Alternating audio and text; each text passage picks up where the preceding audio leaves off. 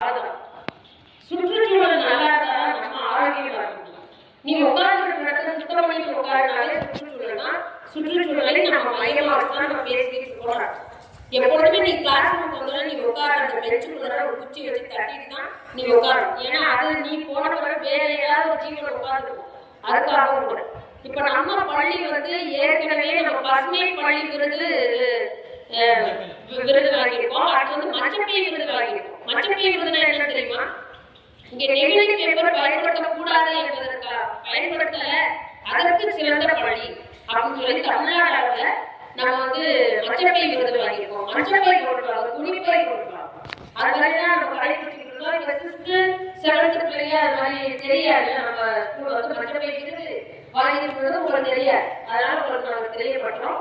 இந்த சுற்றுச்சூழலை நம்ம கொண்டாடும் பொழுது ஏன் நம்ம கொண்டாடணும் அப்படின்னா, சுற்றுச்சூழல் மாறுதலை போதுமா நம்மளுடைய ஆரோக்கியம் கிடைக்கும்.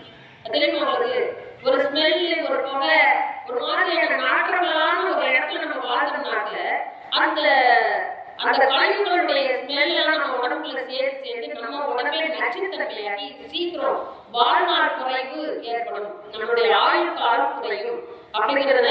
அதனாலதான் சுற்றுச்சூழலை நம்ம பாதுகாக்கணும் அப்படிங்கிறாங்க. நம்ம என்ன பண்றோம், காலநிலை மாற்றம் ஏற்பட்டுருச்சு. காலநிலை மாற்றம்னா என்னன்னா, இப்ப மழை காலத்துல மழை பெய்யும், வெயில் காலத்துல வெயில் பெய்யும் வரும்.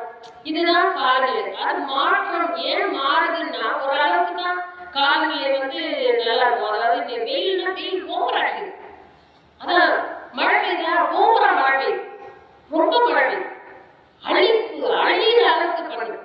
வெளியில போக முடியல. நிஜமாவே நேரம் மத்தியானம் ஒரு 11 மணி 12 மணிக்கெல்லாம் வெளியே போனா, காரில் போனா கூட மட்டை கிடைக்கிற மாதிரி வெயில், ஓவர் மழை.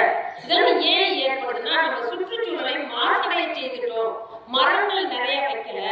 மரம் முன்னால் முடிஞ்ச ஒரு மரத்தை வச்சு ஒரு கன்று வச்சு அதுக்கு நீ தண்ணி ஊத்திக்கிட்டே வரணும். அது வளர்றத நம்ம பார்க்கணும். இன்னைக்கு நம்ம ஒவ்வொரு மரக்கன்றுகள்லையும் நம்ம QR கோடு பதிவு பண்ணி இன்னைக்கு நம்ம CPSல ஒரு போட்டோ எடுக்க சார், பள்ளியப்பா சார், நீங்க அதுல ஒரு போட்டோ எடுத்து அதை நம்ம அப்லோட் பண்ணணும்.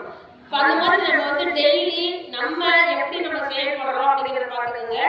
நீங்க உங்களுடைய செயல் சுத்தமா இருக்கணும். பூமியும் கூட ஒத்துழையாமை இயக்கம் அப்படிங்கிறத கடைபிடிக்க போகும். என்ன ஒத்துழையாமை இயக்கம்னா, ஓரளவுக்கு தான் கழிவு பொருளை தாங்கும் பூமி. அதுக்கு மேலே நம்ம கழிவை கொண்டு போய் கொட்டினால் அது ரிஃப்ளெக்ட் ஆகி நம்மளையே பாதிக்க வைக்கும். அதனால சுற்றுச்சூழல்ங்கிறது நம்ம அம்மா அப்பா போல, நம்ம சகோதரிகள் போல, அதுவும் நம்மளோட நல்லா ஆரோக்கியமா நம்மளோட பயணித்த